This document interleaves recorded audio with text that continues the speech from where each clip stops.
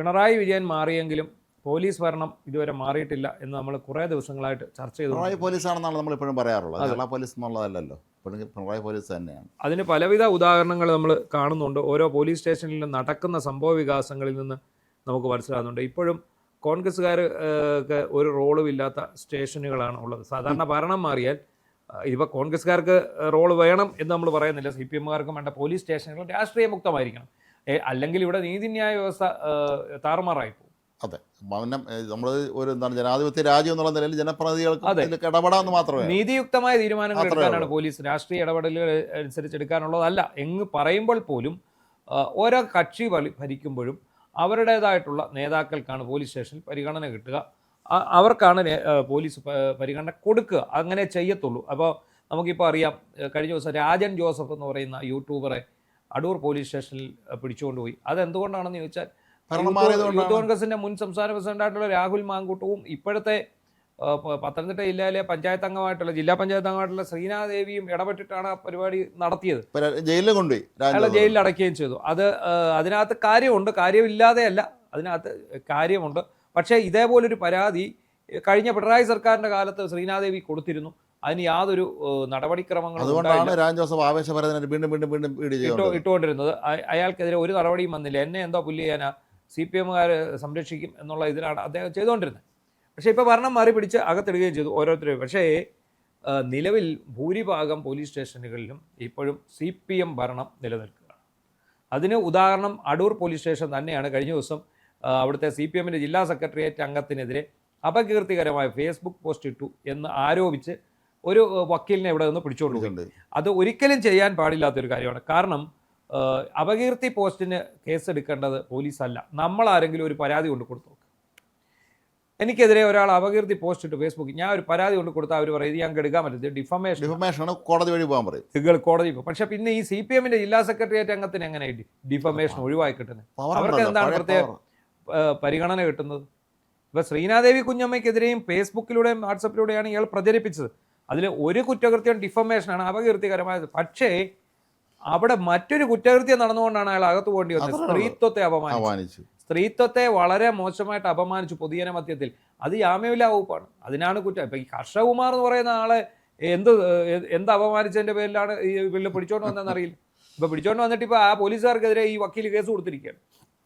അപ്പോൾ അങ്ങനെ ഒരു സാഹചര്യം നിലനിൽക്കുന്നു. ഇപ്പം നമ്മൾ ഒക്കെ ഈ ഭരണം മാറിയപ്പോൾ ആദ്യം പുറത്തു വന്ന വാർത്തകളിലൊന്നായിരുന്നു വണ്ടിയാലാമുക്കിലുള്ള കണ്ണൂർ പിണറായി വണ്ടിയാലാമുക്കിലുള്ള പിണറായിയുടെ വീട്ടിൽ വലിയ ദുരൂഹതകൾ ഒളിപ്പിച്ചു വെച്ചിരിക്കുന്ന വീടാണെന്നൊക്കെ പണ്ട് വാർത്തകൾ വന്നാണ്. ഈ വീടിന് മുന്നിൽ ഒരു ജീപ്പ് സ്റ്റേഷൻ പ്രവർത്തിക്കുന്നുണ്ടെന്നാണ്. ഒരു പോലീസ് ജീപ്പിന്റെ ഒരു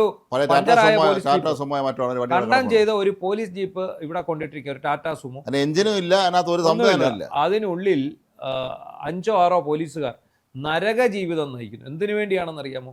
പിണറായി വിജയന് സുഖജീവിതം ഒരുക്കാൻ വേണ്ടി. പിണറായി ഇല്ലാത്തപ്പോഴും, പിണറായി തിരുവനന്തപുരത്ത് സുഖമായി ജീവിക്കുമ്പോഴും ഈ പോലീസുകാർ അവിടെ ഇരിക്കണം. അത് പണ്ട് പട്ടാളക്കാരുടെ കഥ പറയാം, മേജർ രവി പറയുമ്പോൾ അതിനകത്ത് പറയുന്നൊരു ഡയലോഗാണ്, നിങ്ങൾ സുഖമായി ഉറങ്ങിക്കൊള്ളൂ, ഞങ്ങൾ ഉണർന്നിരിക്കുന്നു എന്ന് അതിർത്തിയിൽ പട്ടാളക്കാരോട് എന്ന് പറഞ്ഞ പോലെ. മനുഷ്യർക്ക് ഉറങ്ങാൻ പോലും പറ്റാത്ത അവസ്ഥയാണ്, ബാത്റൂം പോകാൻ പറ്റുന്നില്ല. ഉറങ്ങാൻ മാത്രമല്ല, ഇതിനകത്ത് എത്ര നേരമാണ് ഒരു ജീപ്പിനകത്ത് മനുഷ്യർ കുത്തിയിരിക്കുക.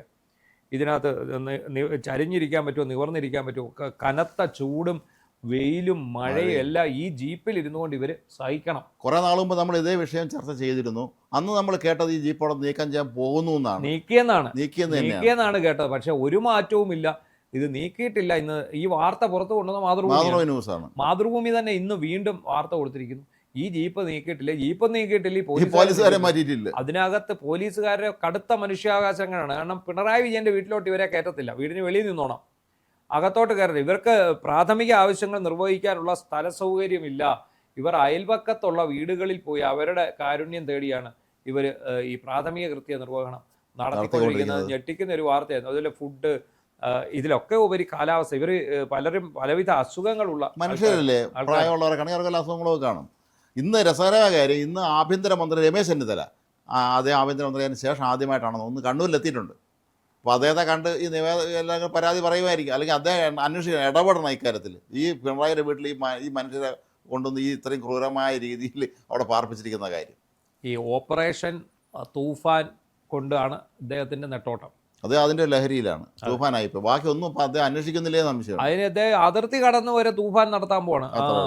തമിഴ്നാട്ടിലും തെലങ്കാനയിലും കർണാടകത്തിലും ഒക്കെ പോയി തൂഫാൻ നടത്താൻ വേണ്ടിയുള്ള ഒരു നീക്കത്തിൻ്റെ പുറത്താണ് വിജയിയെ കൊണ്ടുവന്ന് മഹാ തൂഫാൻ സമ്മേളനം കൊച്ചിയിൽ നടത്താൻ തീരുമാനിച്ചിരിക്കുന്നു. ഒക്കെ നല്ലതിന് തന്നെ. പക്ഷേ ഇതിനകത്ത് എപ്പോഴും പറയുന്നവരുണ്ട്, പോലീസുകാർ കടുത്ത മനുഷ്യാവകാശ ലംഘനത്തിലാണ് കഴിഞ്ഞ 10 വർഷവും കടന്നത്. ഒരു മാനുഷിക പരിഗണന അവർക്ക് നൽകണം. കാരണം ഈ പലപ്പോഴും പോലീസിൻ്റെ ഭാഗത്ത് നിന്ന് നാട്ടുകാർക്ക് നേരെ കയ്യേറ്റം ഉണ്ടാകുമെന്ന് പറയുമ്പോൾ അത് അവരുടെ മാനസികാവസ്ഥയെ കൊണ്ട് നമ്മൾ പരിശോധിക്കണം. എപ്പോഴും മനുഷ്യന് ഏറ്റവും ഫ്രസ്ട്രേറ്റഡ് ആയിരിക്കുന്ന സമയത്തായിരിക്കും ഈ പ്രതിയിൽ എന്തെങ്കിലും തർക്കുത്തരം പറയുന്നത്. അങ്ങനെ അറിയാതെ ഏത് മനുഷ്യനും സംഭവിക്കാമെന്നുള്ള കാര്യം പലപ്പോഴും പോലീസുകാരുടെ ഭാഗത്തു നിന്ന് ഉണ്ടാകാറുള്ളത്. ഇവർക്ക് മനുഷ്യരല്ലേ, ഇവർ ഈ ജീപ്പിനകത്ത് 27 മണിക്കൂറും അവിടെ ജീവിക്കുക എന്ന് പറയുമ്പോഴേ ഉറങ്ങാനും പറ്റില്ല. ഇത് വളരെ അതിക്രൂരമായൊരു പ്രശ്നം തന്നെയാണ് അവിടെ സംഭവിച്ചിട്ടുള്ളത്. അതുപോലെ തന്നെ കണ്ണൂരിലെ പോലീസ് സ്റ്റേഷനിൽ ഭയങ്കര സ്ട്രെങ്ത് കുറവുണ്ടെന്നാണ് ചൂണ്ടിക്കാണിക്കപ്പെടുന്നത്. ഈ ആഭ്യന്തരമന്ത്രി ചെല്ലുമ്പോൾ അദ്ദേഹം ഈ വാർത്ത ശ്രദ്ധയിൽപ്പെട്ട് കാണുമല്ലോ. ഈ പണ്ഡിയാലമുക്കിലെ ജീപ്പ് സ്റ്റേഷനുള്ളിൽ ഇത്രയും പോലീസുകാർ നരകജീവിതം നയിക്കുന്നു എന്നുള്ള വാർത്ത എന്തായാലും ഇവരെ ശ്രദ്ധയിൽപ്പെട്ടിട്ടുണ്ടാവും. അല്ലെങ്കിൽ പെടുത്തണം പോലീസുകാരെങ്കിലും. അവർ പോലീസ് അസോസിയേഷനൊക്കെ ഉള്ളതല്ലോ, അവർക്ക് ഇടപെടാമല്ലോ. ഇനി പണ്ടത്തെ പോലെ അല്ലല്ലോ. അതെ, ഈ അസോസിയേഷൻ ഒന്നും ഇടപെടില്ല. കാരണം എന്താ, പിണറായി രാജാവിനാണ് പിന്നെ പ്രൊട്ടക്ഷൻ ഒരുക്കിയിരിക്കുന്നത്. ഈ അനങ്ങാത്ത ജീപ്പിൽ 5 പേരെ അവിടെ ഇട്ടാൽ ഇത്രയാളെ ഇദ്ദേഹം അങ്ങനെ ഉണ്ടെങ്കിൽ ഇദ്ദേഹത്തിന്റെ അന്തപുരവാദിക്കൽ എത്ര പോലീസുകാർ കാണും, തോക്കും പിടിച്ച് അപ്പുറം ഇപ്പുറം നിൽക്കണം. ഉറപ്പാണ്. അത് കണ്ടാൽ അതിന് ഭയമാണല്ലോ, അതിന് പേടിയാണ്. ജീവിതത്തിൽ എല്ലാത്തിനോടും അതിന് ഭയമാണ്. ആ ഭയമുള്ളതുകൊണ്ട് തന്നെയാണ് അദ്ദേഹം ഇതുപോലെ ഈ 4 വഴിക്ക് ആളിനെ കാവൽ നിർത്തി നിൽക്കുന്നത്. ഊരി പിടിച്ച വാളും സംഗതിയെ കൊണ്ടെന്ന് പറയണമെങ്കിലും, അല്ലെങ്കിൽ പ്രത്യേക ആക്ഷൻ കാണിച്ച് ഞാൻ സുധാരണ വീഴ്ചയെന്ന് പറയുമ്പോഴൊക്കെ തന്നെ ചുറ്റിനും 50 പേരെ നിർത്തിയിട്ടായിരിക്കും ഇതൊക്കെ ചെയ്തിട്ടുള്ളത്. എന്തായാലും ഈ കടുത്ത മനുഷ്യാവകാശ ലംഘനം ഈ സർക്കാർ അധികാരത്തിൽ വന്ന് 2 മാസമായിട്ടും തുടരുകയാണ്. ഇവിടുത്തെ ആഭ്യന്തരമന്ത്രിയും മുഖ്യമന്ത്രിയൊക്കെ എവിടെ നോക്കിയിരിക്കുകയാണെന്നുള്ളതാണ് നമുക്ക് മനസ്സിലാവാത്തത്. അതങ്ങനെ അവർക്ക് തമ്മിൽ തല്ല് കഴിഞ്ഞ നേരമില്ല. ഒരാൾക്ക് തൂഫാൻ, മറ്റൊരാൾക്ക് ഗവൺമെൻറ് പ്ലീഡർ നിയമനം, അങ്ങനെയൊക്കെ പറഞ്ഞ് മുന്നോട്ട് പോവുകയാണ്. എന്താണെങ്കിലും ഈ പോലീസിനുള്ളിലെ ഈ മനുഷ്യാവകാശ ലംഘനങ്ങൾ ഒരുപാട് പോലീസുകാർ ഇപ്പോൾ ധൈര്യമായിട്ട് വന്ന് ഫേസ്ബുക്ക് പോസ്റ്റിലൂടെ വെല്ലുവിളിക്കുന്നുണ്ട്. ഒരുപാട് പേര് ശ്രദ്ധിക്കാറ്. അവർക്ക് മനുഷ്യരില്ല. അവർക്ക് ഈ 10 വർഷം കിടന്ന് അനുഭവിച്ച ദുരിതത്തിന് കൈ കണക്കുണ്ട്. സാധാരണക്കാരായ പോലീസുകാർ, ഉന്നതന്മാരെ സൂചിച്ചാണ്. സാധാരണ താഴെത്തട്ടിലുള്ള പോലീസ് ഉദ്യോഗസ്ഥന്മാരുടെ കാര്യം ഭയങ്കര കഷ്ടമാണ്. അവർ അടിമപ്പണിയും പോലെയാണ് ഇവർ ഈ വണ്ടി കൊണ്ടുവന്ന് അവിടെ ഇരുത്തിയിരിക്കുന്നത്. അത് ആരും ചോദിക്കാനും പറഞ്ഞു ഇല്ല എന്നുള്ള ധൈര്യത്തിൽ അവർ ചെയ്ത പോലെ നമുക്ക് തോന്നുന്നത്. ഇവരിപ്പം നമുക്കറിയാം, കഴിഞ്ഞ പിണറായി സർക്കാരിൻ്റെ കാലത്ത് പിരിച്ചുവിടപ്പെട്ട ഒരു ഉദ്യോഗസ്ഥനുണ്ട്, ഉമേഷ് വള്ളിക്കുന്ന്. അദ്ദേഹം സീനിയർ സിവിൽ പോലീസ് ഓഫീസറാണ്. ഉമേഷിനെ പിരിച്ചുവിടാനുള്ള കാരണം പോലും ഈ പോലീസിലെ പുഴുക്കുത്തുകൾ ചൂണ്ടിക്കാട്ടി സോഷ്യൽ മീഡിയയിൽ എഴുതി എന്ന് പറഞ്ഞിട്ടാണ്. ഇപ്പോൾ വേറൊരു ഉദ്യോഗസ്ഥൻ വന്നിട്ടുണ്ട്, തൃശ്ശൂർ റൂറലാണ്, ജ്യോതിഷെന്നോ അങ്ങാണ്ടാണ് അയാളുടെ പേര്. അയാൾ നിരന്തരമായിട്ട് പഴയ റൂറൽ പോലീസ് മേധാവിക്കെതിരെയും അവിടുത്തെ ഉന്നത പോലീസ് ഉദ്യോഗസ്ഥർക്കെതിരെയും നിരന്തരമായി പോസ്റ്റ് 10 വർഷത്തിന് എത്ര പോലീസുകാർ ആത്മഹത്യ ചെയ്തു? ഇഷ്ടം പോലെയാണ്, ഇഷ്ടം പോലെ ആത്മഹത്യ ചെയ്തു. നിരവധി പോലീസ്, ഒരു CI വരെ കഴിഞ്ഞ ഇടയ്ക്ക് ആത്മഹത്യ ചെയ്യുണ്ടായി. എന്താണെങ്കിലും ശരി, ഇത്തരം മനുഷ്യാവകാശ ലംഘനം, അത് മാത്രമല്ല കഴിഞ്ഞ 10 വർഷം കൊണ്ട് എനിക്കറിയാം പോലീസ് സേനയിൽ CPMൻ്റെ അനുകൂലികളായിരുന്ന പോലീസുകാർ വരെ അവരൊക്കെ മനംമാറ്റം ഉണ്ടായി. അവരൊക്കെ ഇത്തവണ കോൺഗ്രസിന് വോട്ട് ചെയ്തു. നമുക്കറിയാവുന്ന പല ആൾക്കാരുണ്ട്. കാരണം അതുകൊണ്ടാണല്ലോ ഇത്തവണ കോൺഗ്രസിന് UDFന് വരാൻ കഴിഞ്ഞത്. അല്ല, കോൺഗ്രസ്സുകാർ ബുദ്ധിമുട്ടിയിട്ടില്ലല്ലോ. അങ്ങനെ അവർക്ക് മാറ്റി ചെയ്യേണ്ടി വന്നു, വോട്ട് മാറ്റി ചെയ്യേണ്ടി വന്നു. വളരെ വേദനയോടെ ആണെങ്കിൽ മാറ്റി ചെയ്യേണ്ടി വന്നു. കാരണം സഖി കെട്ടു എന്നാണ് പറയുന്നത്. ഒരു പോലീസുകാർക്കും രക്ഷയില്ലാത്ത ഒരു അവസ്ഥയിലേക്ക്. ഏതായാലും കണ്ണൂരിലെ മുതിർന്ന പോലീസ് ഉദ്യോഗസ്ഥന്മാരെങ്കിലും ഈ മനുഷ്യരുടെ അവസ്ഥ ഒന്ന് ആഭ്യന്തരമന്ത്രിയുടെ ശ്രദ്ധയപ്പെടുത്തുകയും അതിന് അടിയന്തരമായി ഒരു പരിഹാരം ഉണ്ടാക്കുകയും വേണം. കാരണം അവർ മനുഷ്യരാണ്.